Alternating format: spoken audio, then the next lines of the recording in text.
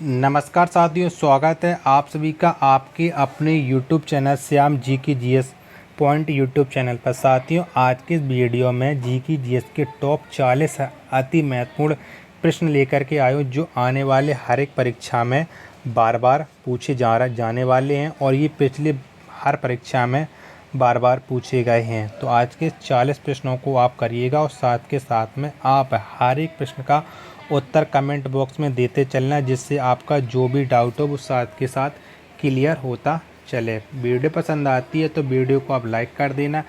Channel को आपने अभी तक सब्सक्राइब नहीं किया तो चैनल को आप ज़रूर सब्सक्राइब कर लीजिएगा और इस वीडियो को आपको ज़्यादा से ज़्यादा शेयर करना है, जिससे और भी लोग इस वीडियो को देख पाएँ और उन्हें भी पता चल पाए कौन से वो प्रश्न हैं जो हर परीक्षा में छप रहे हैं और आने वाले समय में हम जिस परीक्षा की तैयारी कर रहे हैं उस परीक्षा में भी इन प्रश्नों के पूछे जाने की पूरी संभावना है। तो इन्हीं सब बातों को ध्यान में रखते हुए शुरू करते हैं आज का अपना जी के जीएस के टॉप 40 अति महत्वपूर्ण प्रश्न जो बार बार परीक्षाओं में छप रहे हैं। तो पहला क्वेश्चन आपकी स्क्रीन पर शो होने वाला। तो पहला क्वेश्चन है आपके सामने कि तांबा का मुख्य अयस्क क्या है। तो क्या है तांबा का मुख्य अयस्क? तो इसका मुख्य अयस्क है कॉपर पायराइट। क्या कॉपर पायराइट तांबा का मुख्य अयस्क है? ऑप्शन नंबर ए इसका राइट आंसर हो जाएगा। ब्लैक लेड का रासायनिक नाम क्या है? तो क्या है ब्लैक लेड का रासायनिक नाम? तो इसका रासायनिक नाम है ग्रेफाइट। क्या ग्रेफाइट है ब्लैक लेड का रासायनिक नाम? ऑप्शन नंबर डी इसका राइट आंसर हो जाएगा। नेक्स्ट प्रश्न है आपके सामने तीसरा कि भारी मशीनों में स्नेहक के रूप में किसका प्रयोग होता है? तो किसका प्रयोग होता है भारी मशीनों में स्नेहक के रूप में? तो ये होता है ग्रेफाइट का। किसका? ग्रेफाइट का प्रयोग होता है। ऑप्शन नंबर बी इसका राइट आंसर हो जाएगा। क्वेश्चन नंबर चौथा है आपके सामने कोशिका का ऊर्जा ग्रह किसे कहा जाता है? तो किसे कहा जाता है कोशिका का ऊर्जा ग्रह? तो कोशिका का ऊर्जा ग्रह कहा जाता है माइटोकॉन्ड्रिया को। किसे? माइटोकॉन्ड्रिया को कोशिका का ऊर्जा ग्रह कहा जाता है। ऑप्शन नंबर सी इसका राइट आंसर हो जाएगा। फेफड़ा का मुख्य कार्य क्या है? तो क्या है फेफड़ा का मुख्य कार्य? तो फेफड़ा का मुख्य कार्य है ऑक्सीजन को रक्त में प्रवाहित करना। क्या? ऑक्सीजन को रक्त में प्रवाहित करना। ऑप्शन नंबर सी इसका राइट आंसर हो जाएगा। नेक्स्ट प्रश्न है आपके सामने कि मास्टर ग्रंथि कौन कहलाती है? तो कौन सी ग्रंथि को हम मास्टर ग्रंथि कहते हैं? तो ये कहते हैं पीयूष ग्रंथि को। किसे? पीयूष ग्रंथि को मास्टर ग्रंथि कहते हैं। ऑप्शन नंबर डी इसका राइट आंसर हो जाएगा। विटामिन B6 का रासायनिक नाम क्या है? तो क्या है विटामिन B6 का रासायनिक नाम? तो इसका रासायनिक नाम है पारिडॉक्सिन। क्या? पारिडॉक्सिन है विटामिन B6 का रासायनिक नाम। ऑप्शन नंबर ए इसका राइट आंसर हो जाएगा। क्वेश्चन नंबर 8 में आपके सामने कि भारत में इंटरनेट की शुरुआत कब हुई? तो कब हुई थी भारत में इंटरनेट की शुरुआत? तो भारत में इंटरनेट की शुरुआत हुई थी 1995 में। कब? 1995 में भारत में इंटरनेट की शुरुआत हुई थी।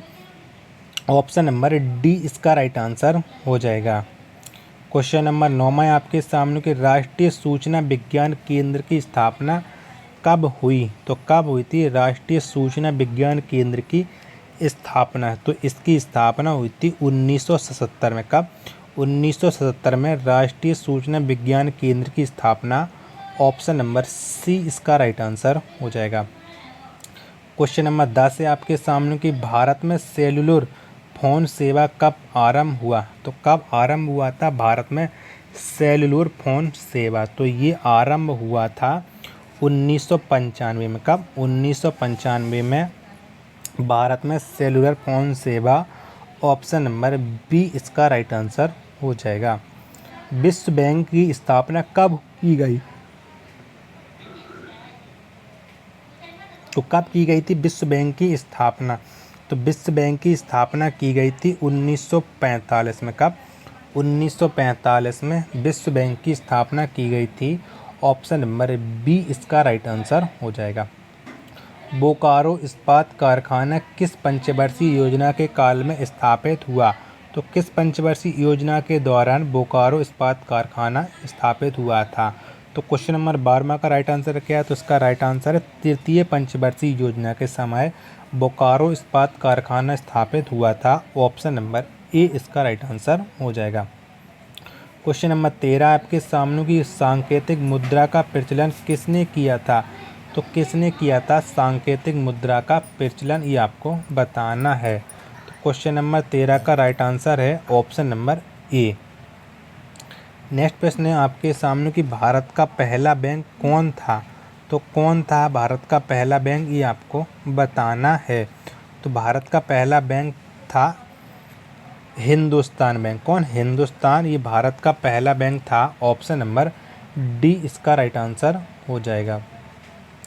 अगला प्रश्न है आपके सामने कि नोटों का निर्गमन कौन करता है? तो कौन करता है नोटों का निर्गमन, ये आपको बताना है। तो 15 का राइट आंसर क्या हो जाएगा? तो क्वेश्चन नंबर 15 का राइट आंसर हो जाएगा आरबीआई। कौन? आरबीआई नोटों का निर्गमन करता है। ऑप्शन नंबर बी इसका राइट आंसर हो जाएगा। क्वेश्चन नंबर 16 आपके सामने कि नोटों का निर्गमन किस प्रणाली के द्वारा किया जाता है? तो कौन सी प्रणाली के द्वारा नोटों का निर्गमन किया जाता है? तो क्वेश्चन नंबर 16 का राइट आंसर क्या है? तो इसका राइट आंसर है न्यूनतम कोष्ठ प्रणाली के द्वारा। किसके? न्यूनतम कोष्ठ प्रणाली के द्वारा नोटों का निर्गमन किया जाता है। ऑप्शन नंबर ए इसका राइट आंसर हो जाएगा। क्वेश्चन नंबर 17 आपके सामने कि पूरे विश्व में किस बैंक की सर्वाधिक शाखाएं हैं? तो कौन से बैंक की पूरे विश्व में सर्वाधिक शाखाएं हैं? तो ये हैं एसबीआई। किसकी? एसबीआई की पूरे विश्व में सर्वाधिक शाखाएं हैं। ऑप्शन नंबर डी इसका राइट आंसर हो जाएगा। आयात निर्यात बैंक एक्सिम की स्थापना कब हुई? तो कब हुई थी आयात निर्यात बैंक एक्सिम की स्थापना? तो इसकी स्थापना हुई थी 1982 में। कब? 1982 में आयात निर्यात बैंक एक्सिम की स्थापना हुई थी। ऑप्शन नंबर सी इसका राइट आंसर हो जाएगा। अगला प्रश्न है आपके सामने कि जानकी रमन समिति का संबंध किस घोटाले से है? तो कौन से घोटाले से है जानकी रमन समिति का संबंध? तो इसका संबंध है प्रतिभूति घोटाले से। किससे? प्रतिभूति घोटाले से जानकी रमन समिति का संबंध है। ऑप्शन नंबर डी इसका राइट आंसर हो जाएगा। अगला प्रश्न है आपके सामने कि किस दिन पृथ्वी सूर्य से सर्वाधिक दूरी पर रहता है? तो कौन से दिन पृथ्वी सूर्य से सर्वाधिक दूरी पर रहता है? तो ये रहता है 4 जुलाई को। कब? 4 जुलाई को पृथ्वी सूर्य से सर्वाधिक दूरी पर। ऑप्शन नंबर बी इसका राइट आंसर हो जाएगा। पृथ्वी पर अक्षांश रेखाओं की संख्या कितनी है? तो कितनी है पृथ्वी पर अक्षांश रेखाओं की संख्या? तो पृथ्वी पर अक्षांश रेखाओं की संख्या है 180। कितनी है? 180 है। ऑप्शन नंबर ए इसका राइट आंसर हो जाएगा। पृथ्वी पर कुल कितनी देशांतर रेखाएं खींची गई हैं? तो कुल कितनी देशांतर रेखाएं खींची गई हैं पृथ्वी पर? तो ये खींची गई हैं 360। कितनी? 360 रेखाएं खींची गई हैं पृथ्वी पर। ऑप्शन नंबर डी इसका राइट आंसर हो जाएगा। अंधकार महाद्वीप के नाम से किसे जाना जाता है? तो किसे जाना जाता है अंधकार महाद्वीप के नाम से? तो अंधकार महाद्वीप के नाम से जाना जाता है अफ्रीका महाद्वीप को। किसे? अफ्रीका महाद्वीप को। ऑप्शन नंबर ए इसका राइट आंसर हो जाएगा। नीग्रो कहाँ के प्रमुख जनजाति है? तो कहाँ की प्रमुख जनजाति है नीग्रो? तो नीग्रो प्रमुख जनजाति है उत्तरी अमेरिका की। कहाँ?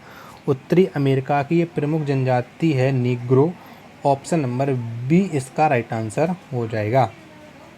क्वेश्चन नंबर 25 से आपके सामने कि विश्व का सबसे छोटा महाद्वीप कौन है? तो कौन सा है विश्व का सबसे छोटा महाद्वीप? तो विश्व का सबसे छोटा महाद्वीप है ऑस्ट्रेलिया महाद्वीप। कौन? ऑस्ट्रेलिया महाद्वीप विश्व का सबसे छोटा महाद्वीप है। ऑप्शन नंबर डी इसका राइट आंसर हो जाएगा। The shape of the beast किसकी कृति है? तो ये किसकी कृति है? The shape of the beast. तो ये कृति है अरुंधति राय, किसकी? अरुंधति राय की ये कृति है। ऑप्शन नंबर ए इसका राइट आंसर हो जाएगा। क्वेश्चन नंबर अगला आपके सामने कि माउंट बेटन योजना का मुख्य उद्देश्य क्या था? तो क्या था माउंट बेटन योजना का मुख्य उद्देश्य? तो इसका मुख्य उद्देश्य था भारत का विभाजन। क्या? भारत का विभाजन माउंट बेटन योजना का मुख्य उद्देश्य था। ऑप्शन नंबर डी इसका राइट आंसर हो जाएगा। अगला प्रश्न है आपके सामने कि रामकृष्ण परमहंस का वास्तविक नाम क्या था? तो क्या था रामकृष्ण परमहंस का वास्तविक नाम? तो इनका वास्तविक नाम था गदाधर चट्टोपाध्याय। क्या? गदाधर चट्टोपाध्याय रामकृष्ण परमहंस का वास्तविक नाम था। ऑप्शन नंबर डी इसका राइट आंसर हो जाएगा। सी यू की किसके द्वारा लिखी गई है? तो ये किसके द्वारा लिखी गई है सी यू की? तो आप जानते हैं कि सी यू की को लिखा है ह्यून-त्सांग ने। किसने? ह्यून-त्सांग ने सी यू की को लिखा है। क्वेश्चन नंबर 29 का राइट आंसर है ऑप्शन नंबर सी। अगला प्रश्न है 30वां आपके सामने कि शाह आलम द्वितीय किसके काल में मुगल सम्राट था? तो किसके शासन काल में शाह आलम द्वितीय मुगल सम्राट था? तो ये था रॉबर्ट क्लाइव के समय। किसके? रॉबर्ट क्लाइव के समय शाह आलम द्वितीय ये मुगल सम्राट था। ऑप्शन नंबर सी इसका राइट आंसर हो जाएगा।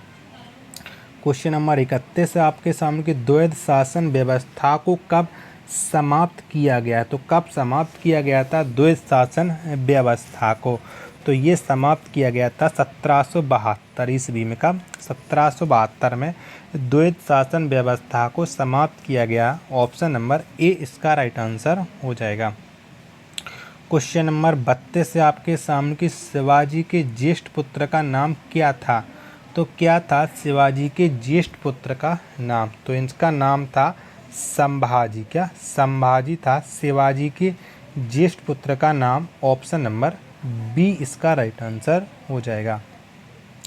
अगला प्रश्न है आपके सामने कि पुरंदर की संधि कब हुई थी? तो कब हुई थी पुरंदर की संधि? तो पुरंदर की संधि हुई थी 1665 ईस्वी में। कब? 1665 में पुरंदर की संधि हुई थी। ऑप्शन नंबर डी इसका राइट आंसर हो जाएगा। क्वेश्चन नंबर 34 है आपके सामने कि मुगल काल का अंतिम शक्तिशाली सम्राट कौन था?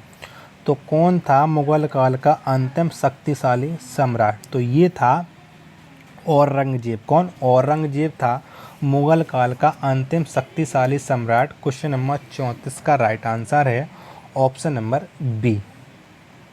क्वेश्चन नंबर 35 है आपके सामने कि शून्यवाद का विकास किस दार्शनिक द्वारा किया गया? तो किसके द्वारा किया गया था शून्यवाद का विकास? तो ये किया गया था नागार्जुन के द्वारा। किसके? नागार्जुन के द्वारा शून्यवाद का विकास। ऑप्शन नंबर ए इसका राइट आंसर हो जाएगा। क्वेश्चन नंबर 36 है आपके सामने कि समुद्रगुप्त को भारत का नेपोलियन किसने कहा? तो किसने कहा था समुद्रगुप्त को भारत का नेपोलियन? तो समुद्रगुप्त को भारत का नेपोलियन कहा था B.A. स्मिथ ने। किसने? B.A. स्मिथ ने समुद्रगुप्त को भारत का नेपोलियन। ऑप्शन नंबर बी इसका राइट आंसर हो जाएगा। क्वेश्चन नंबर 37 है आपके सामने कि हिजरी संवत कब शुरू हुआ था? तो कब शुरू हुआ था हिजरी संवत? तो हिजरी संवत शुरू हुआ था 1682 ईस्वी में। कब? 1682 ईस्वी में हिजरी संवत शुरू हुआ था। ऑप्शन नंबर सी इसका राइट आंसर हो जाएगा। फ्री जोन शब्द का संबंध किस खेल से है? तो किस खेल से है फ्री जोन शब्द का संबंध? तो इसका संबंध है खो खो से। किससे? खो खो से फ्री जोन शब्द का संबंध है। ऑप्शन नंबर सी इसका राइट आंसर हो जाएगा। अनवरत योजना को और किस नाम से जाना जाता है? तो किस दूसरे नाम से जाना जाता है अनवरत योजना को? तो ये जाना जाता है रोलिंग योजना के नाम से। किसने? रोलिंग योजना के नाम से अनवरत योजना को। ऑप्शन नंबर ए इसका राइट आंसर हो जाएगा। लास्ट प्रश्न है आज के इस वीडियो का कि विश्व पर्यावरण दिवस कब मनाया जाता है? तो कब मनाया जाता है विश्व पर्यावरण दिवस? तो ये मनाया जाता है 5 जून को। कब? 5 जून को विश्व पर्यावरण दिवस मनाया जाता है। ऑप्शन नंबर सी इसका राइट आंसर हो जाएगा। तो बताइए कि आपने हमारे इन 40 GK GS के अति महत्वपूर्ण प्रश्नों में से कितने प्रश्न सही किए और आपको ये वीडियो कैसी लगी। वीडियो पसंद आई हो तो वीडियो को आप लाइक कर देना। चैनल को आपने अभी तक सब्सक्राइब नहीं किया है तो चैनल को आप जरूर सब्सक्राइब कर लीजिएगा। मिलते हैं अपन नेक्स्ट वीडियो तथा नेक्स्ट प्रैक्टिस सेट में, तब तक के लिए धन्यवाद। जय हिंद मेरे प्यारे साथियों।